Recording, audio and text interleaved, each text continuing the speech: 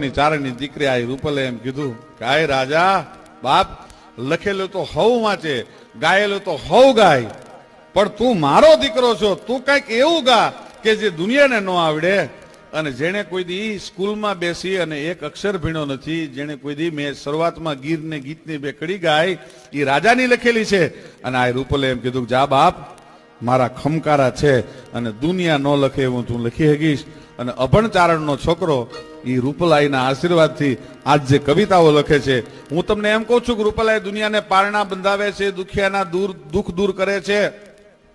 એ બધાય તો કદાચ તમે નજરે પરચા ન જોઈ શકો પણ આ મારી બાજુમાં જે જુવાન ચારણ બેઠો છે 22 વર્ષનો એ રૂપલાઈનો પરચો શું કહેવાય અને એની કવિતા શું કહેવાય એ જે છોકરો લખે છે એનું નામ રાજો છે અને રૂપલાઈના એની ઉપર ખમકારા છે રૂપલાઈ ખમકારા કરે એને દુનિયા પછી કોઈ વલોટી ન શકે।